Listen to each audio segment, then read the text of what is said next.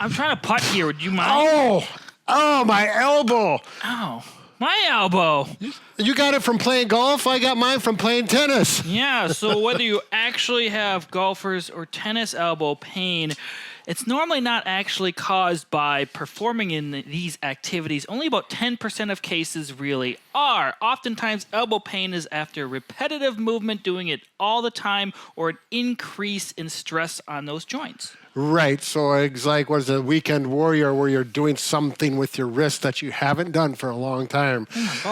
Anyways, we do have a really nice treatment for this. It's easy to do. I've had really good success with it. I wished I knew about this treatment in my early days as a therapist, because I could have helped some people a little faster. So don't worry, we're going to show you it, and it's going to be actually done back in time. And why are we doing this back in time, Mike? Because we like to incorporate Bob into our videos. There you go. Now, are you going to tell them what this technique is called? Yes, it is actually a technique that's been around since the 50s by Dr. Lawrence Jones. Older than me. Yes, it's called strain, counter strain, or positional release.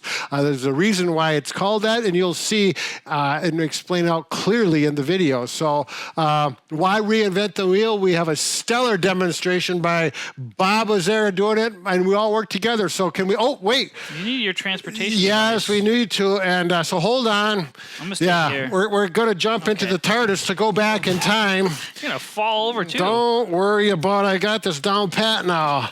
Okay. All right, get my arm. That's where my arm goes so I can open and close the door. Here we go, back in time with the TARDIS. Whoa, whoa, whoa, Dorothy, Toto. Oh, we're in the wrong time zone. We got to get out of there. Okay, here we go.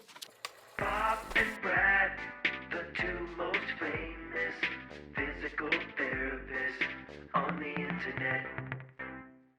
Speaking, but it's elbow pain.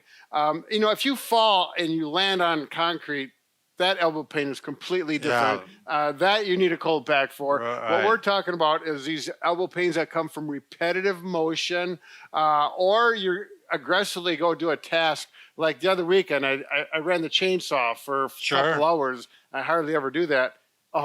Right. Yeah, I got some elbow pain as a result of that. Well, golf, if you actually hit the ground really hard, by mistake. You'd never do that. Yeah, that happens a lot. You're really doing a jarring motion to that elbow. So what you're doing is you're tearing some tendons right by the bone, and the elbow, or the tennis elbow, is on the outside here near this bone, and there's typically a really tender spot right where they connect. And golfer's elbow is just the opposite side. There's a tender spot right there. And one thing we should explain is the muscles in the forearm actually attach to that bone. Sure. On this side, and the extensor wad, they call it. Yep. That they attach on this side. So you got muscles all the way along here that are attaching to that bone. Muscles all the way along here attaching to this bone. Right. So before you do this technique, I know people are going to say 90 seconds. Why did it take 10 minutes? Because we have to explain how to do it properly. You have to understand it. It's not going to work unless you do it properly. But so if I've got tennis elbow, I check here, and I'm going to go up in here. I'm going to palpate or feel in these muscles. You're probably going to find a real tight, knotty, painful muscle group in there. So just assess that and see how tender it is and how tight it is. Same thing, Bob's going to do the golfer's elbow. So I'm checking on the underside, I guess it'd be of the forearm. Yep. Or the inside, however you want to coin it. But I'm looking for tender spots along in here. And you could actually massage that area, but this is much easier and faster than the massage. Now we're going to get what they call positional release. It was called strain, counter strain a number of years ago. Works very well. Now, if you've got tennis elbow, this is the mechanics you're going to do. You're going to, and I do mine, in my recliner. I have a pillow. You can do it lying down in bed. Yep, you can do that as well. With the tennis elbow, you're going to bring your hand back like this. So the elbow's bent. Yep, the elbow is bent. Bring this back like this, and then I'm going to rotate. If my thumb is pointing towards my face, I'm going to rotate it away. But you're going to go back and forth until you find the most comfortable position possible. So, you may do a little bit of, this is a general position you're in, but you may do some fine tuning, and you'll find it where it feels the most comfortable in that painful spot. And then you're going to hold it right there for 90 seconds And you're going to do this when it's nice and quiet and you're relaxed. It's not when the kids are running around jumping on your lap and that kind of thing for family people. And make sure it's 90 seconds. Yeah, you got to look at a clock, and Yeah. they say a minimum of 90 seconds. You can go up to 120 seconds. So I'm going to do that. That would be 2 minutes. There you go. Yeah. We got our math down. And then it's important when you're done, let it come off slowly and relax. You're not going to aggressively stretch it. You're not going to go work on something. If you're going to do the golfer's elbow, you're not going to go golfing afterwards. Yeah, it's actually opposite for the golfer's elbow. So he went this way for tennis elbow. I'm actually going to go this way. Right. So I got the wrist bent, elbow bent, and now I'm going to turn it. Also, fingers are going out. Yeah, but again, you're going to rotate it back and forth and find the most comfortable position. Now, I can't relate to this right now because I don't have any tennis elbow or a golfer's elbow, but I had some hip pain. Brad did this when we did this with my hip. Yeah. And you could tell when it hit the right spot, it was comfortable. I mean, it was like, no, that hurts. No, that feels good. Right. So you're going to feel what spot feels the best. And then once I find it, I can actually go down like this. Yeah, wherever you have that comfortable feeling, maybe it varies in how your pillow is situated and your injury is. But then you're going to hold it like that. 90 seconds, relaxed, just chill out for 90 seconds. And then when you're done, you open it up slowly. Release it slowly. Yep. Whoa. Glad to see you made it back. Yeah, here we are. I'm telling you, I hope our viewers appreciate this terrible sense of humor I have. Anyways, so as Bob and I demonstrated the technique, after you're done with both of them, you want to extend your elbow slowly. Nothing happens fast after the treatment.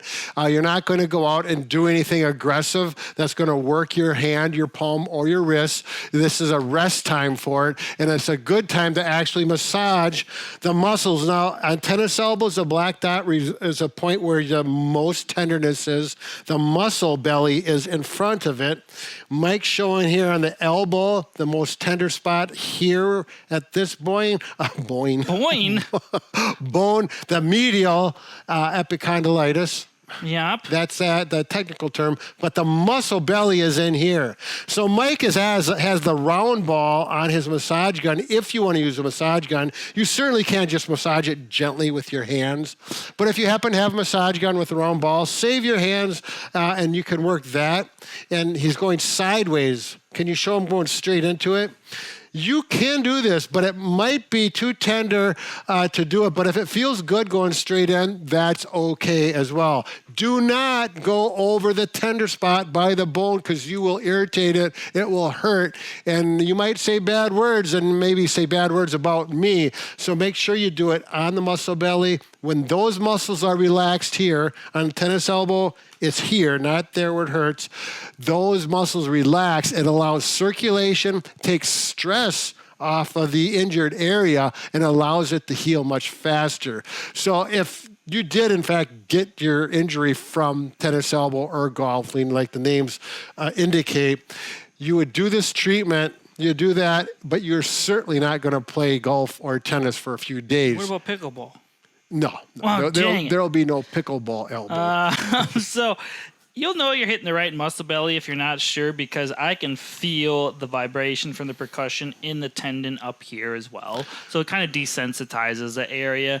You're not going to want to go on it right away. Over time, as it's healing and feeling better, you can kind of do some cross friction on it, but you don't want to do that early on when it's really inflamed. That's often down the road, maybe a month or so.